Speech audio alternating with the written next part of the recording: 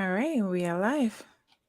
Welcome, everyone. Welcome to another episode of A Fresh Twist. Hi, you guys see I have a beautiful guest with me tonight. Beautiful.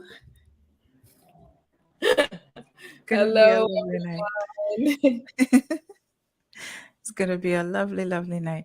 I know she told me she didn't want to say much about it, but ladies and gentlemen, she is in Ghana. Yes, she Hey, is. The beautiful Africa. Beautiful, beautiful Africa. How is the beaches there?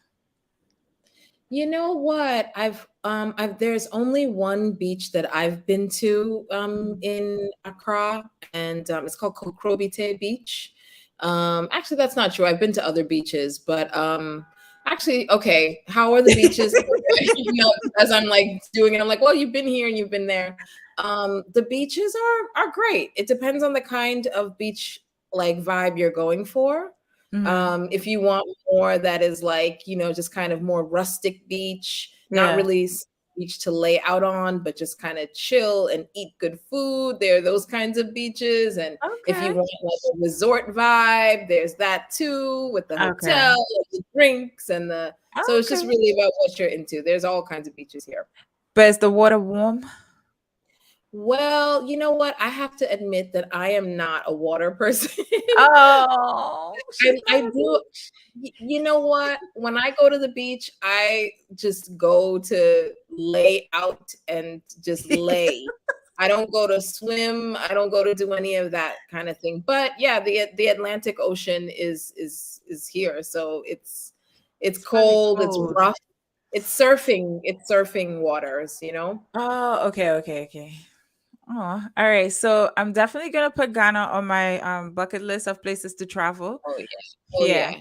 because I went Lanzarote, which is right off of. It's a country owned by Spain, but it's off of Africa. So yeah, I'm definitely gonna put Ghana on my list. I could get some good food without meat, Yes. hopefully. Good They're, night, they're Miss both, Shirley. it's getting a lot easier to eat vegan and vegetarian here. Oh, I mean, really? I am a meat eater, but I remember maybe about 10, 15 years ago, a good friend of mine came to Ghana and she was vegetarian. She is vegetarian. Uh-huh. And it was super hard to like feed her. But now there are like so many different like farmers markets and restaurants that like sort of cater to Yeah. that. So you can definitely get your food. Nice. Yes, Miss Shirley. I think we need to take a trip to Ghana because now they could feed us. Now we can eat some fufu with something now. That's good. That's good. That is beautiful. Ladies and gentlemen, so I normally wait for everybody to come in a little bit and then we start our show. I have this beautiful Nana with me. She's gonna share her opinion on this topic tonight. Yes, I'm so excited about this topic because I think this is something that we really need to talk about, especially in the times that we are in right now, especially in the US. I think it's something that we really, really need to like at least have a discussion about. Okay. Well, first of all, I want to just say that I am with a beautiful hostess. I don't know if you want to say host. Don't make me And blush. thank you so much for having me on your program. Thank you. Like I was saying to you before, I am no expert on any of these topics, but I love to just be in conversation with, individuals, and I'm so Yeah, thankful to, be on your show tonight. And this is a very you're very interesting. welcome. So I'm also curious to hear your take Yeah. and the take of anybody who's listening in. Yes, yes, yes. This has been beautiful tonight. All right. Hi, Kim. Welcome. Good night. All right, ladies and gentlemen, you know how I do this. We start with the intro, so we'll be back because we're already like 4 minutes in. So see you guys in a bit.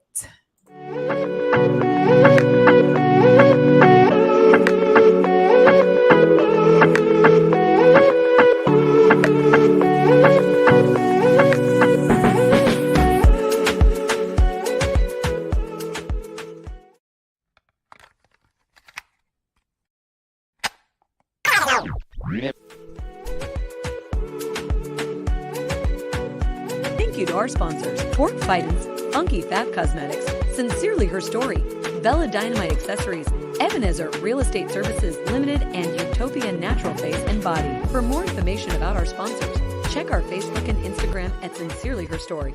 This is a live streaming of A Fresh Twist Co. with JC and Friends Season 4.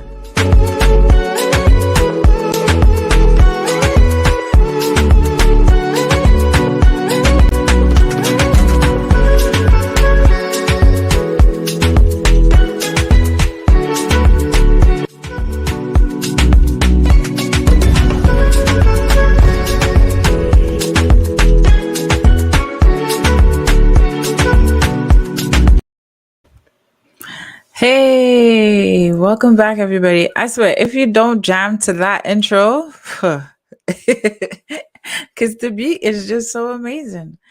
Welcome, everybody, to another episode of, well, this is an exciting episode of Sincerely His Story podcast, A Fresh Twist.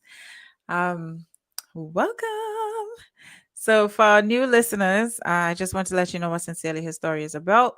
Sincerely His Story is a podcast or a platform where we own beautiful, messy, and complex stories. Um, it's where we share our insights and our experiences in a relatable and honest way. Also, very informative as well. So, welcome, welcome, welcome. As you guys could see, I mentioned her before, but you guys could see I have a beautiful, like, I'm just in love with her skin. I'm in love with her fro, her smile. Nana, welcome to A Fresh Twist. Welcome, welcome, welcome. Let the people know who you are and what you do. Thank you so much for having me. My You're name is very Nana welcome. Ekuap Hammond. I am a Ghanaian American based in the US, and I'm actually in Ghana right now, chilling and visiting family and also working. So I'm sort of taking advantage of remote life and visiting with family and getting some work done and enjoying the heat and getting some fresh inspiration. Yeah, nice. I know she's an author, guys. She didn't add that into her bio, but she is an author. She has a children book called Blue.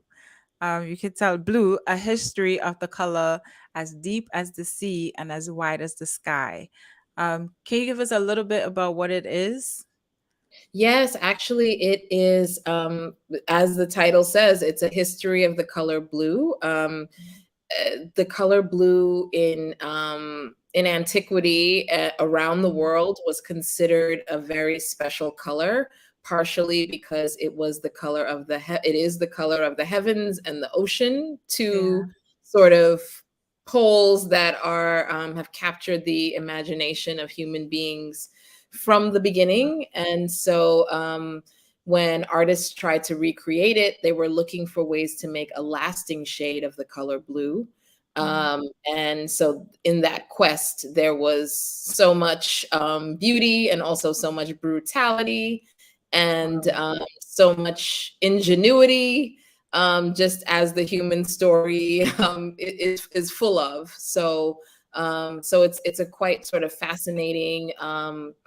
adventure through the discovery of lapis lazuli in Afghanistan and how it was used in Egypt, to indigo and the indigo riots in India and Bangladesh and the slave trade, Wow. and just ultimately to the color that we know today. Blue. Yes. Whoa. Oh, someone asked, where can I get the book? Oh, you can get it at depending on where you are, but you can definitely get it online. It's available, I believe, at Barnes and Noble, Amazon, bookshop.org. If you go to penguinrandomhouse.com and just search for blue, or search by my name, you'll be able to pick the retailer of your choice. Yes. So there you have it. And then I'll post it also in the chat and I'll have it also on the Facebook. on my Facebook page, so you'll be able to purchase the book for your children. They could get a history lesson on the color of blue. I think I want it for myself because I didn't even know that. Yeah, Oh yeah. Yeah, I yeah, definitely it's a children's book. yeah. But I definitely feel that it's for all ages because I learned so much as I that which is what sort of inspired me. Mhm. And I, I feel like adults and I have done events with just adults, and Yeah. it's been super just sort of riveting as well for them to kind of dive into this history. Whoa. Yeah. So, guys, don't worry. I will put the link where you can get it on the Facebook page. So you'll be able to get that. Okay. I don't know about you, but I know I'm very excited to have this conversation because, baby, I've been waiting all day for this conversation. I have been. I am super, super excited. Before we start, you guys know I always, to my viewers, to the listeners, I encourage you to ask your questions. Anything you have a question on, you don't understand, or you just want clarification on, or you just want to know, please ask your question. I don't want you to walk away from here asking, saying, oh my God, I should have asked this or I should have asked that.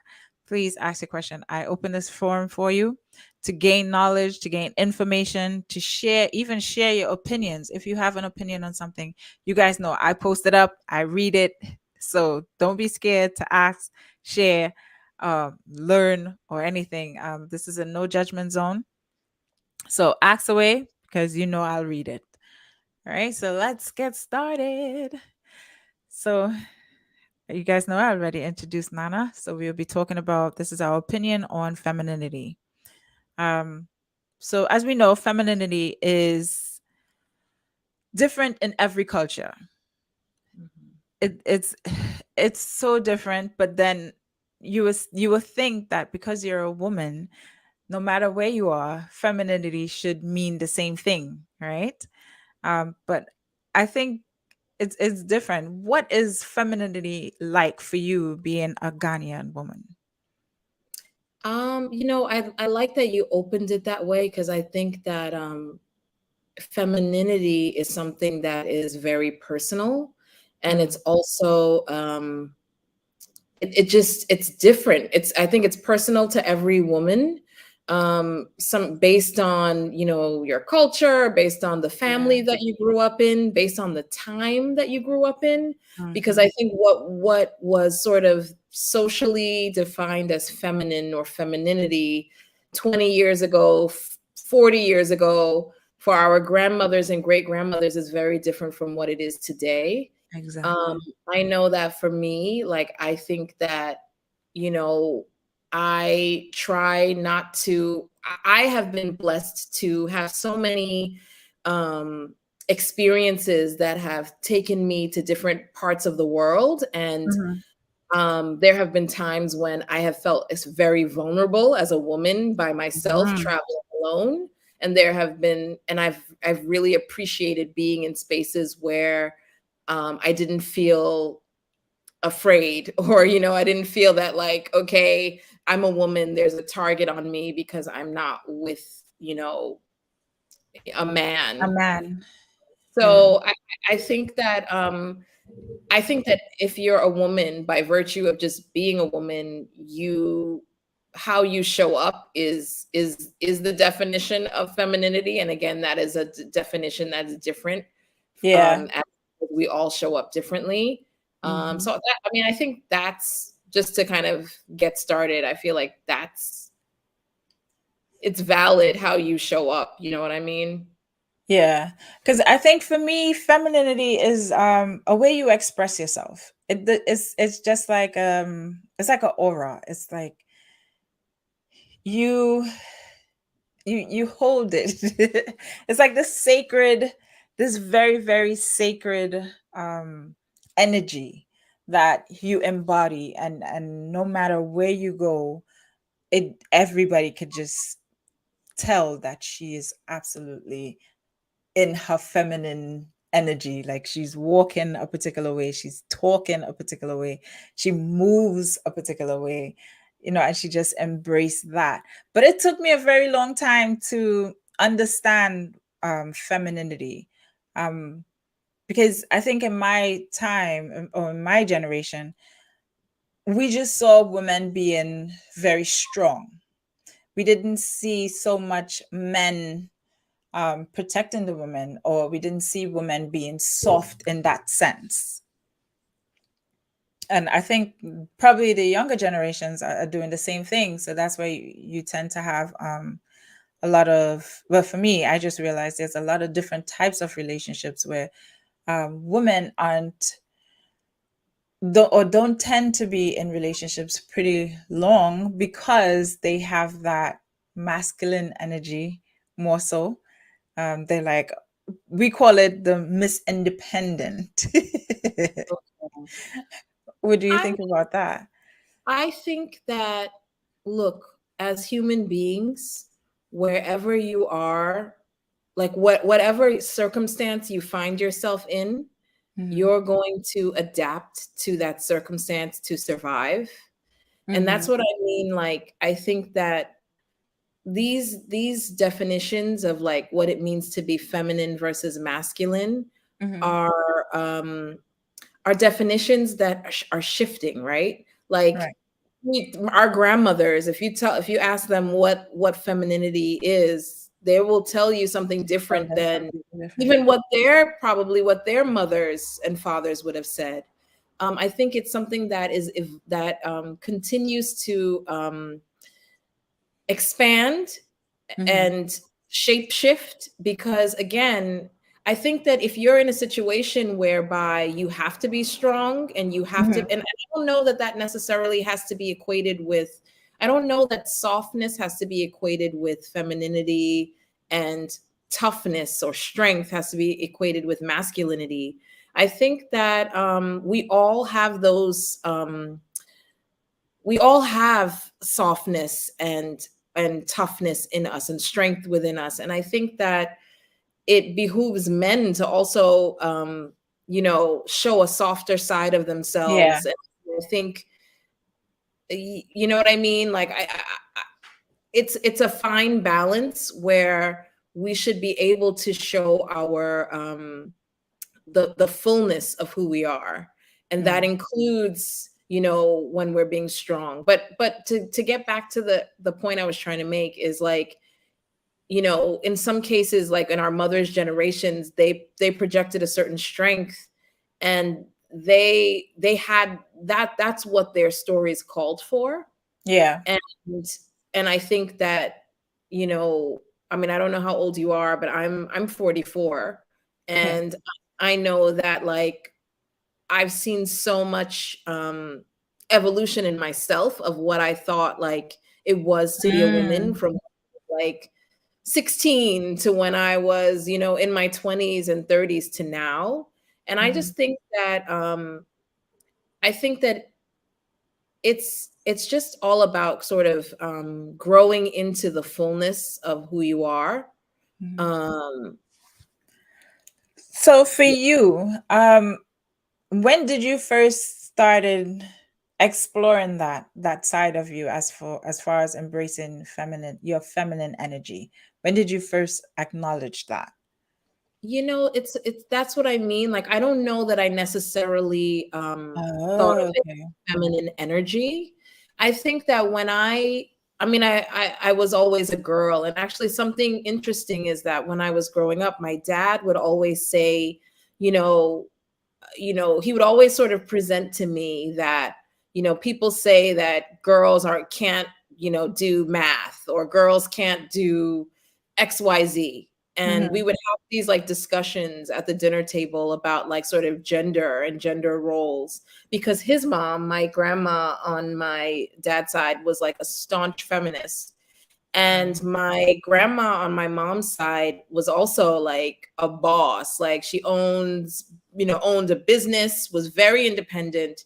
And so I grew up, and then my mom, she is just like, oh my goodness, like such a go-getter and such a boss. So I grew up surround, and then just sort of, I have so many aunties and just so many strong, powerful Woman. people in my life. And Hmm. so I never really felt or doubted that a woman can't do something. And like I said, my dad was someone that, you know, let me know, like, to question those assumptions that, society sort of projects onto women.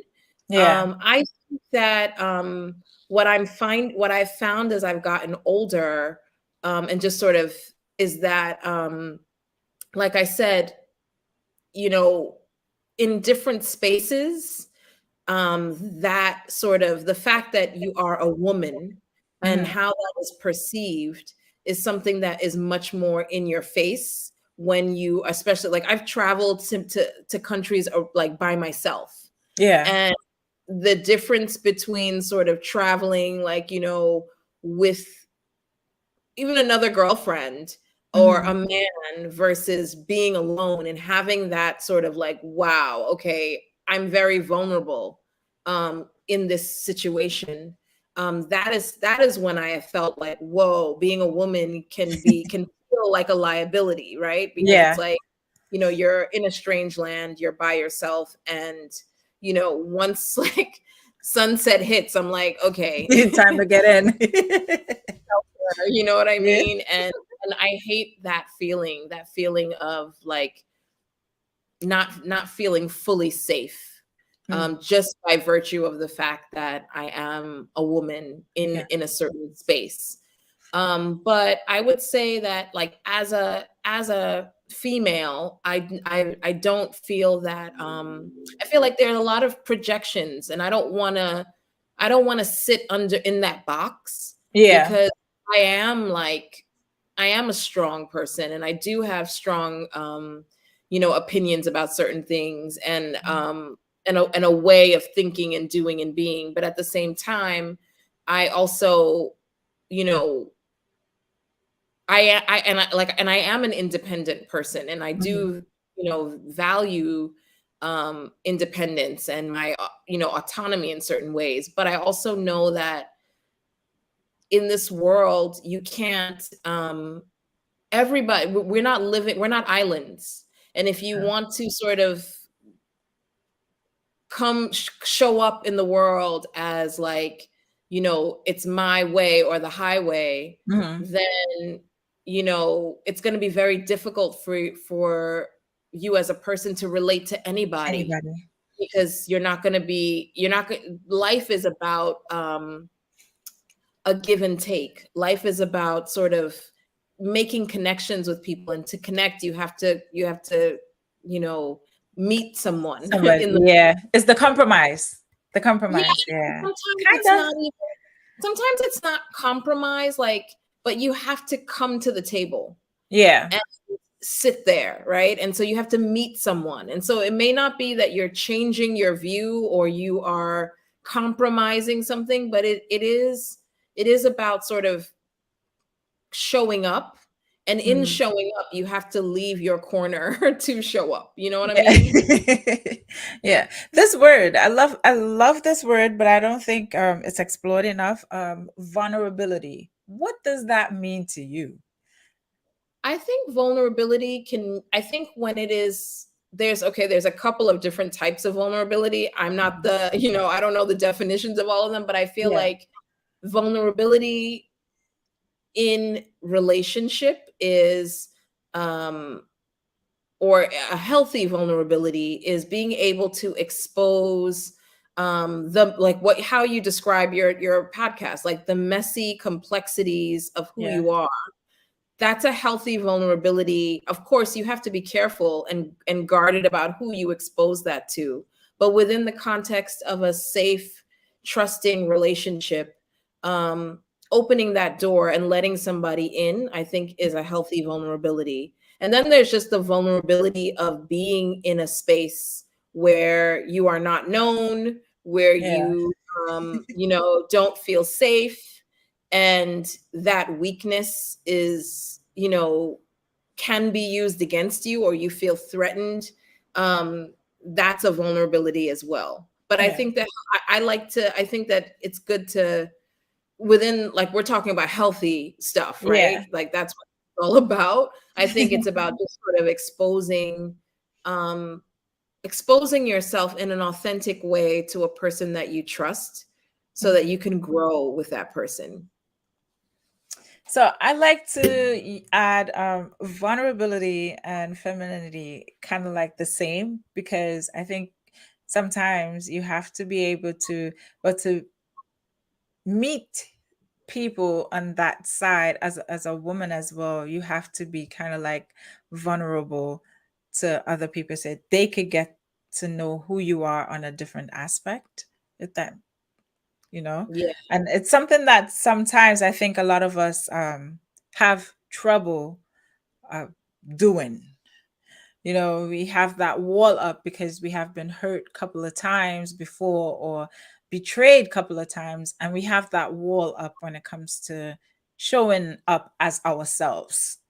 So how would you advise someone who is in that situation, or what would you say, or what would you do if you were in that situation where you have been betrayed before and you have that vulnerability, that wall up, and you want to be vulnerable? How would you Yeah, tell well, first someone? of all, I would say that I encourage men to also be vulnerable, because I think it's a big burden on anybody to always keep a wall up and keep that guard up.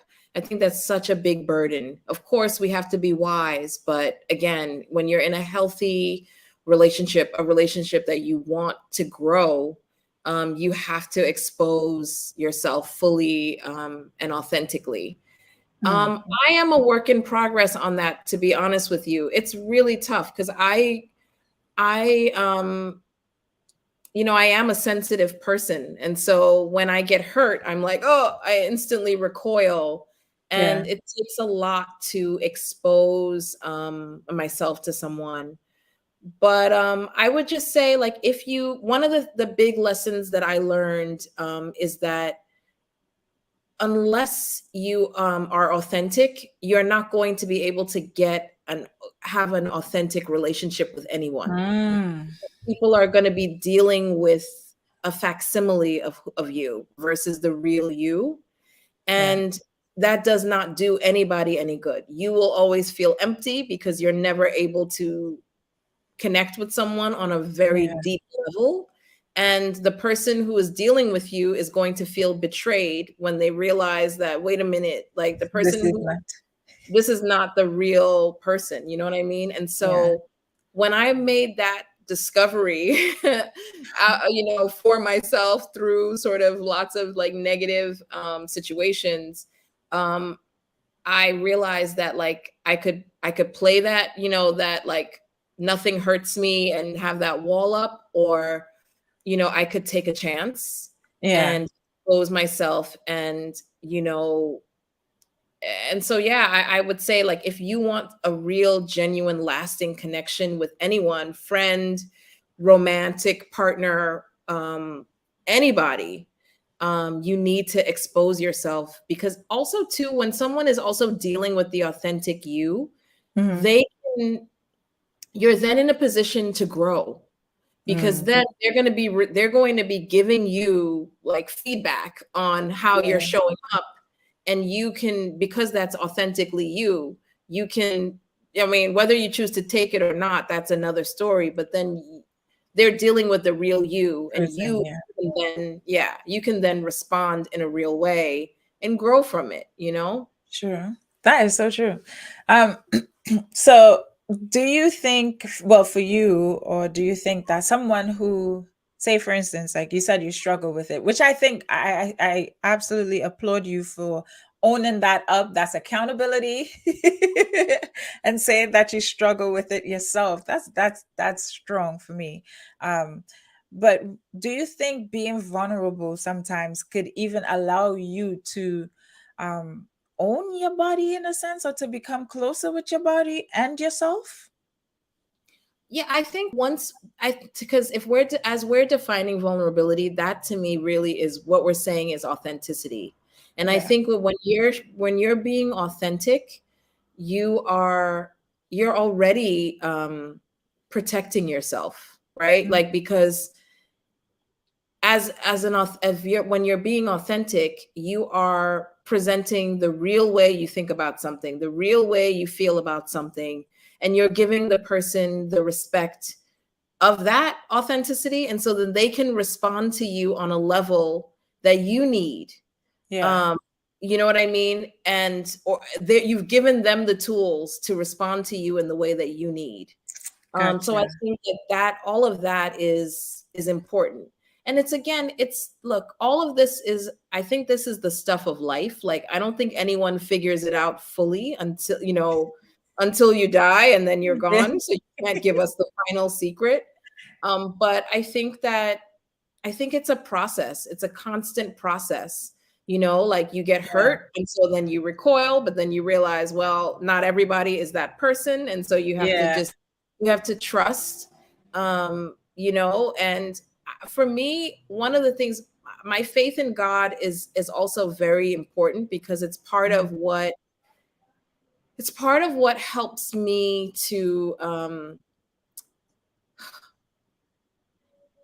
it's part of what, first of all, it's helps me to understand that, like, no human being is perfect. Yeah. And so to expect not to expect negativity from a person, because, like, Yeah. that's not a healthy place to be necessarily, but to know that, like, to understand that we're all works in progress, and, Yeah. like, only God is perfect.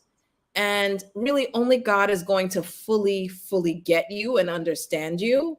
And Hmm. so that is something that is helpful to me, so that I'm no longer looking at a person like, I can't believe you don't, you weren't able to treat me in this way, Yeah. or if I'm showing up authentically, I can't believe that you're not able to give me what I need. I already know that, like, as much as a person may love me, that they're not going to, Always as much meet your as they needs. try, they're not, yeah, because they're not Yeah. perfect. And we all Exactly. struggle with our selfishness. We all struggle with our, and it's, so there's so much. So But yeah, that, being vulnerable, kind of like, but being vulnerable and being grounded in God, it kind of leaves rooms for disappointment from other people in a sense, but not the destructive kind of disappointment. It's kind of like the understanding that, I okay, think, yeah, everyone may fall short. yeah, I guess, I mean, like, wording it that way, I'm like, yeah, that's kind of sad. But yeah, I think the reality that, like, no one's perfect. I'm not Yeah. perfect. And again, it's a work, and we're all works in progress. And Mhm. also too, that, like, we're all wounded, right? And we're all walking wounded. Yeah. And it's a choice that you have to make, to not allow the wounds to dictate how you present yourself to So, a person. mm, So you have to be definitely. wise, right? And learn from, The those wounds, mistakes. and learn Yeah. from the mistakes and those experiences, but not allow them to Take cut off. away. Yeah, take Exactly. away the authentic self or change the authentic self. Definitely got Exactly. it. Yeah. So let me just read a couple of comments because they're coming in. So I'm just going to read a few. Um, so I have a question. Someone asked, "Do you believe that there are biological factors that are involved in femininity as well as the societal influences?" I mean, I do. I mean, that's a tricky question. I think that, look, society, definitely projects what they think, and it's different from society to society. And Yeah. so, society projects what that is, what femininity is. And Mhm. then I think that, like, if we're talking about, like, I am not a science expert, I don't, or a biology expert, so I can't say, but I mean, they say that, women have this amount of estrogen versus this amount of Yeah. testosterone. You know what I mean? Our physical makeup can tend to be, um, different from men. But I Yeah. want to, the reason why I do, and that those things are a fact, but I do think that, we have to, understand too, that not everybody fits into that box. Mhm. You know what I mean? There are women who are super tall and super, Exactly. big physique, and that shouldn't mean that you are less of a woman or you are masculine. Like, and there are men who are also, smaller build and smaller physique, and that shouldn't be. We need to stop. Like, I think sometimes we kind of weave in our own personal opinions and preferences and social, then the social aspect kind of gets projected onto things, Yeah. and we start to focus on appearance.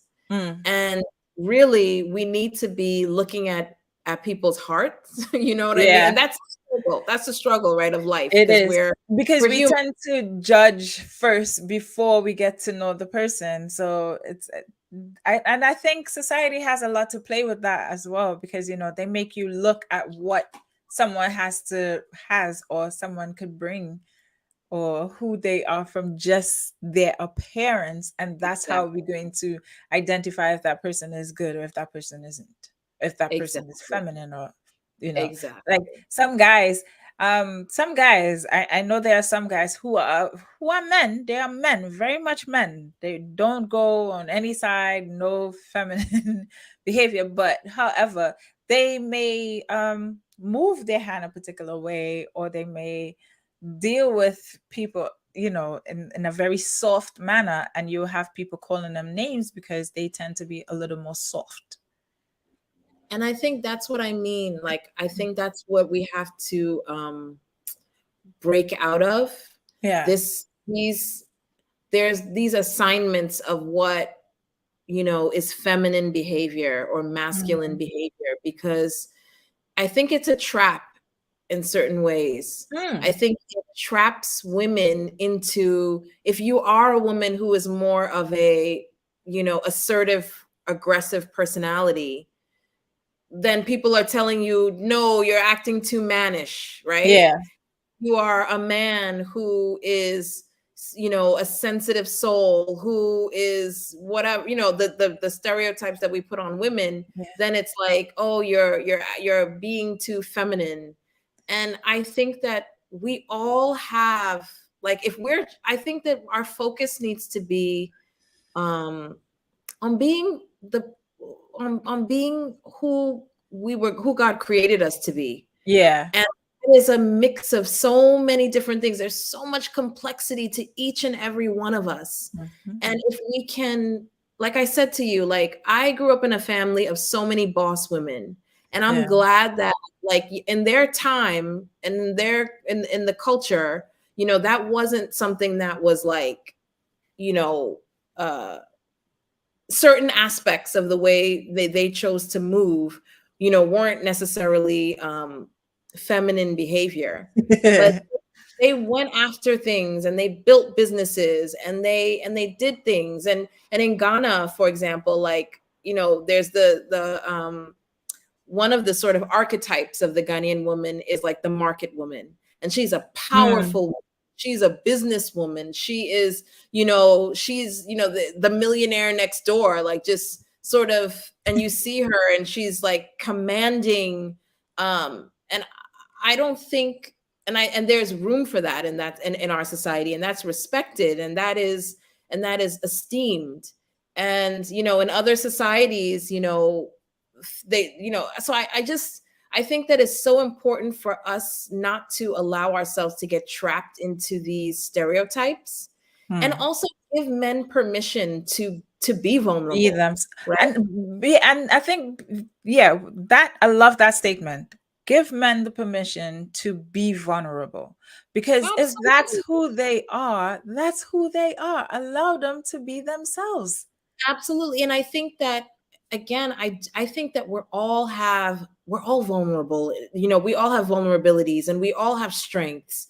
And if we are able to express that fully, Yeah. it takes us outside of these these traps, really, because then you have, you know then once it's projected that, oh, a man has to be like this, a man can't cry, a man can't do this, and so we have half the population that can't communicate their feelings. You know Ex- what I mean?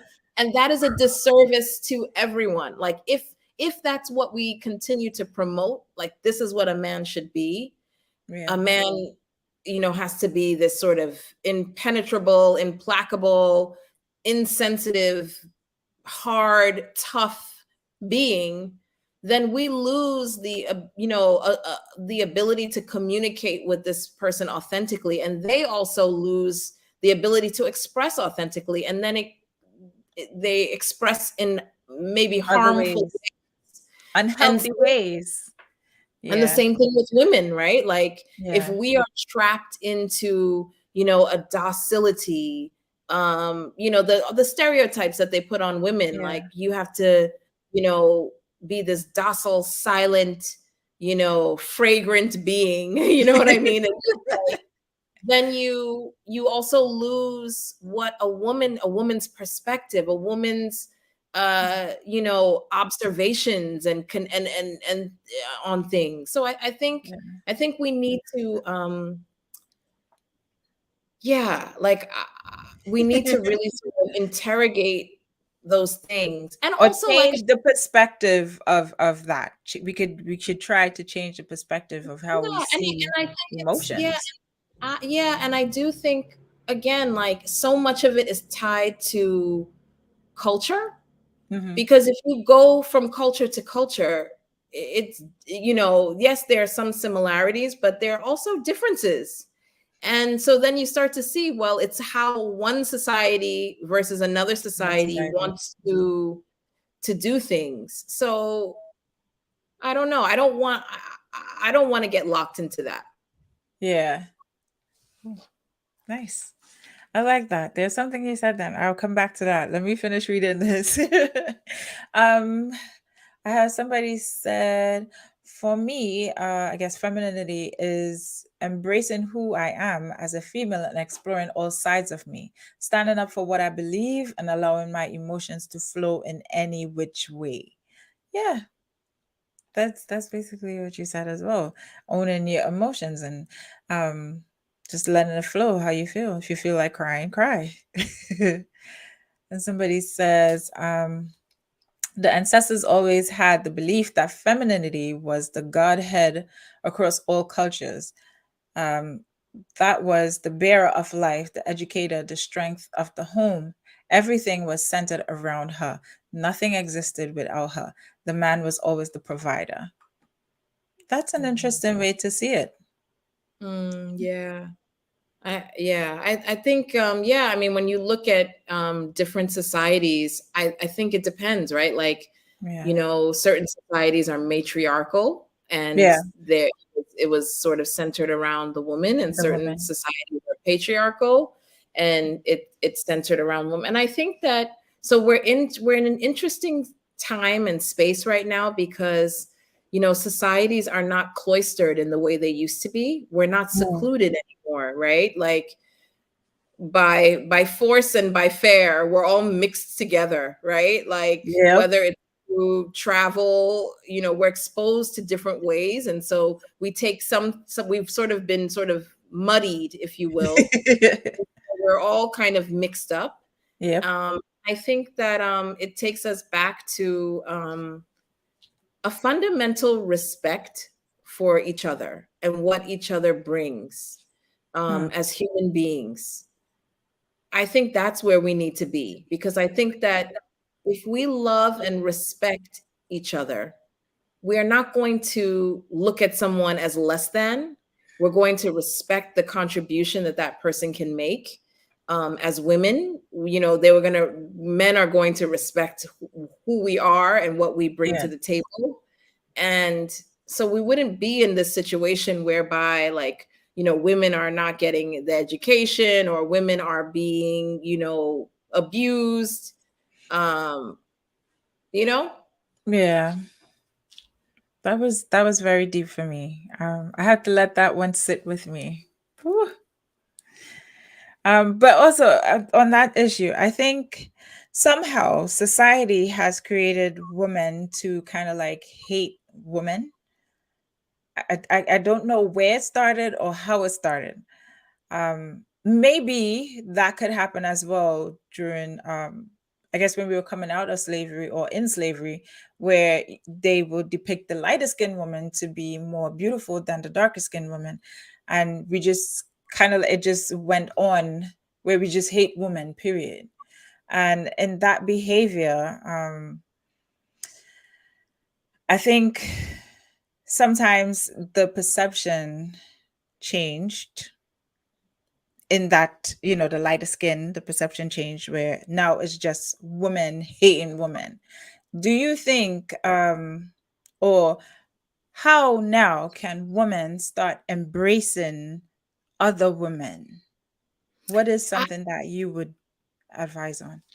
I would just I just sort of kind of challenge a little bit of what you said, because I think that if we I think so. I mean, neither of us are experts on like sort Yeah. of societies of the past, but I think that you do find many societies where women were sort of together and working together and collaborating with one another in history. I talked a little bit about the market woman. Yeah.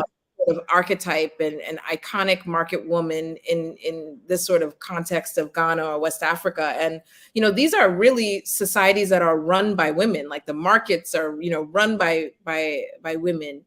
So I think that but what you're saying, I hear what you're saying in terms of, I think what happens is there can be there is a competitiveness as well, right? Like, because, and I think that's a human sort of situation, right? Like, Hmm. we have this sort of scarcity mentality whereby like there's a limited number of resources. And Yeah. so whoever has those resources or whoever has access to them, um, there's a competitiveness amongst the people who are trying to get that thing.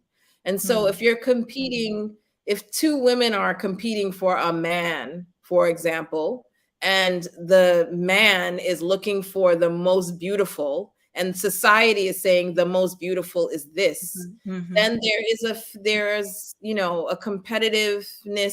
competitiveness can arise between maybe two women who are seeing that man as a resource or a thing that they are desiring or wanting.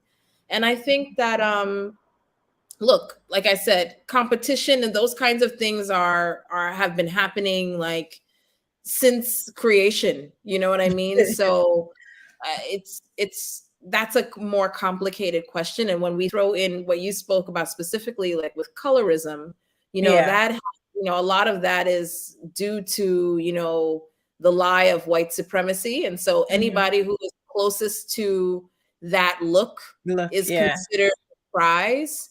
And so there's that. But I think that, look, I think that one of the things that I'm realizing and I have realized is that when you get into that kind of jealousy or being jealous of another person, you are devaluing yourself, you're Mm. lowering yourself, right? Because you're basically saying like you feel threatened by another person existing in the This world, thing, yeah. right? And of course, that's an oversimplification, because I don't want to like dismiss like the real pain and real hurt that people have. And we've all experienced it. I'm a dark-skinned woman, and I Yeah. have, it took me a long time to get to a place whereby, I was like, wow, like, 'cause, I mean, I knew that I was cute. I was like, I'm cute. Why are other people telling me that That's my dark skin is not cute? You know what I mean? And yeah. I went through a lot of that. But what I found in the end is that like we have to define, like, and again, this is what takes me back to my faith in God, because I'm like, God is telling me that like I bet like God made me in his image. Hmm. So I'm valuable, I'm valid, I'm gorgeous because I reflect my father. Yeah. So then as I grow in that knowledge of myself, I look at other people as, you too bear God's image, so you're gorgeous too. And Yeah. it doesn't negate me. Do you know what I mean? Yeah. Um, and we live in a world where it's telling you that you have to look this way and all of these things, but like, and it's a hard thing because the pressure is real, and especially when you're young. No, Yeah, yeah, you don't even have to be young. The pressure is coming from all sides, all and it's telling sides. you, like, to be beautiful, you have to look a certain way, your hair has to Yeah, be this way, you have to be this size, dress size, and all of those things. You have to have this amount of money to buy this and do that. And I think if we can all just kind of take a step back and understand that those voices are actually a business trying to mhm. make money off of us That and is trying to true. make us, yeah, and they're invested in making you feel that you are less than. Less than. And when we rise up, which a lot of people are doing now, a lot of people are like, wait a minute, like, I'm black and I'm proud. Then the next thing you know, people are, looking for ways to support that because they just want to Yeah. make money. I was actually just read that the creator of the modern day hair pick Mhm. passed on. And I was reading a little bit of his story, and what the story was like in the I guess 60s and 70s, when more and more black people started wearing their hair Okay. naturally.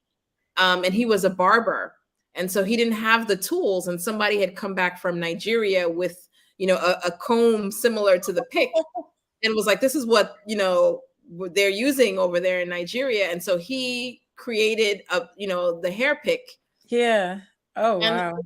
that was a response to what people were doing, right? Like, Yeah. people who said, look, I'm not gonna relax my hair. I'm not gonna, do that. And so the market will listen.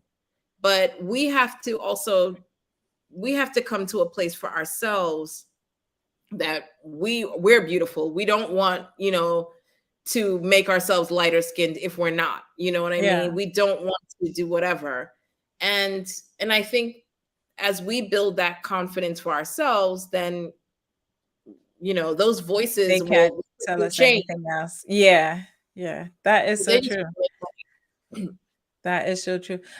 What is one piece of advice you would give someone, especially the young listeners, to be able to love themselves and to be that authentic self? What is something that you will share with them? you know I really, I would say, you are, I mean, you're precious, you're valuable. You are, like I said, you're made in God's image. So right there off the bat, like, you came into this world valuable. You came into this Mhm. world full of purpose, full of beautiful. And the world is trying to kind of dismantle that truth so that Mhm. you can then be co-opted for their purposes, right? Like, so that then if you feel insecure, you're going to start buying all of these things and doing all of these things to change yourself, to change your appearance, or to change yourself. And you know and you're going to find that at the end of the day, even when all of those things change, you're still left with that deep insecurity. And Mhm. so just kind of getting back in touch with the fact that, like, God made you, so you're valuable. Yep. And you know what I mean? That's the advice that I would give. Yeah. And then That's a lean beautiful into that one. and surround yourself with people who affirm that. Surround Yeah. yourself with people who are going to affirm the real you, people who are going to push you to be, be as truthful as possible about who you are. People you can be safe around and whom Yeah. you feel safe with. Yeah, definitely. Especially that one, being around people who affirm who you are, because I think if we don't have that sometimes, we start questioning ourselves. And like you said, it's easy. That's where the voices come in, and you start wanting to venture into those things and try to change who you actually are. So you could try to get someone to say, "Oh, well, oh yeah, this person is like that. This person or that person is like that."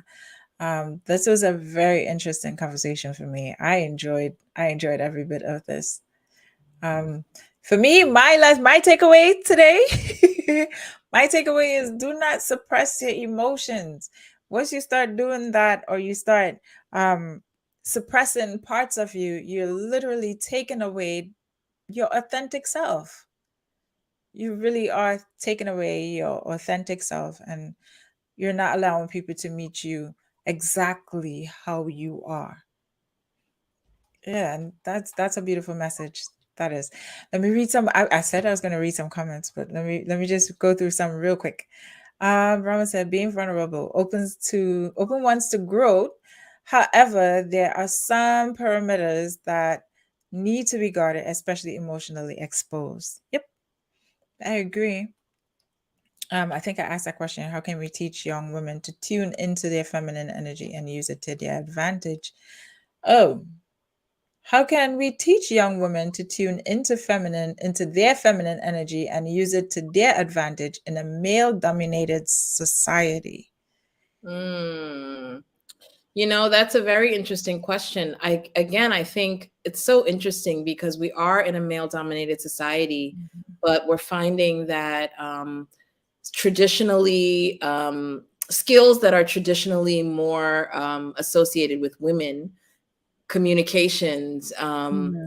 writing, a lot of the role, the sort of positions that are coming up now require those kinds of skills Yeah. that are traditionally associated with women. And so I think that this is a time where we are seeing a lot of like sort of a shift in that balance, and I think, or in that imbalance, I should say. And I think that for young women, like, more this is more than ever, this is your time to just be operate in the fullness of your capacity to communicate, to connect, to yeah, to communicate and connect. Yeah. And it's okay, ladies, to be a boss. It's okay. Absolutely. Yeah, you could have a husband, you can have a boyfriend and still be a boss. I look at me, I'm one. Yeah, absolutely. And I do think also to being open to it looking different than what it looked like Yeah. when we were younger. Because I Yeah. think that's the whole thing, right? Like, we it definitely is such a game changer when you see someone who looks like you occupying that space. But Mhm. we also have to have the imagination Yep. to occupy the spaces where someone who doesn't look like us, Can feel. yes, exactly, is there, but we can fill that. You know what I mean? Exactly. I would say, like, we all need to expand our imaginations of what it looks like to be, to occupy the spaces that we know that we've been created to occupy. Yeah. Yeah. That is true. That's very powerful. That, whew, took my words. Took my words. That was absolutely powerful. Let me go back to finishing some of these questions. Some of these questions. Um, the deviation seems to have emerged through colonialism. Okay. These strengths can be used to the advantage of society. True. Society has determined what is accepted as being beautiful, often embracing appearance over quality. That is true. The competitive world have created that environment, especially the commercial environment. We should normalize defining our own type of beauty for ourselves. Yeah, I always thought femininity, and this is something that I just recently noticed. So I have read a lot of femininity books, and most times I had to like go Google the author of the book because it was always a man talking about femininity, and I was like, wait, how can you tell me how I need to be? It's like, no, what is this construct? What are you trying to do? What are you trying to build? How are you trying to tell me I should be? And then it's the same thing too. If you look, and then seeing that, I saw that too, fashion designers, mostly men. So they're basically trying to tell us how we should be, what a woman should look like, how we should dress. So we're literally surrounded by people telling us how we should be and what we're supposed to look like, basically building particular insecurities within us so that we could partake in their business. Hmm. right? Yeah, that's yeah, I do think that yeah, it's we definitely need to interrogate like the images that are presented to us as like, the standard for sure. What's the Yeah, motive? What's the motive behind that? exactly. Oh my. So it's an hour. That time just flew by. It just flew by. I would say when you're having fun, time goes fast. But Nana, I do have to say it was a pleasure having this conversation with you tonight. I have learned so much tonight. Ladies and gentlemen, I hope you got some information as well and understand that femininity, it's what you created to be. And being vulnerable, I learned something though. I learned something vulnerable or being vulnerable or vulnerability could also equate to being authentic. I never looked at it that way. I always thought, you're just being vulnerable, like opening yourself. But it also means, well, you just explained to me that also express authenticity. Yeah, I really enjoyed the show tonight. Thank you so much for coming on. Everybody is saying good, great, thoughtful show. Subject was very stimulating, healthy discussion. Yes. And we need to continue having these discussions. We have the discussions on podcasts, but I encourage you guys to have it in your homes, have it with your children. These are things that we need to talk about so that your children, the future of the next generation of the world, they could be able to be thinkers and people that, could create a better society for themselves first and then others. They could be the examples of what we probably couldn't be. So yeah, guys, thank you so much. Nana, thank you so much for being here with us and sharing your thank you thoughts. me. Thank you so much for having me. Thank you for having this show and for creating this community and this space to have what you said, like these complex discussions that, can't be necessarily tied up neatly in a bow, but they keep us all thinking and, pushing ourselves to think deeper. So thank you for this. And thank you Thank to you. everybody who tuned in. Yeah, thank you guys. You guys are awesome. So you guys know next Thursday is another topic. We're coming close to the end of the season.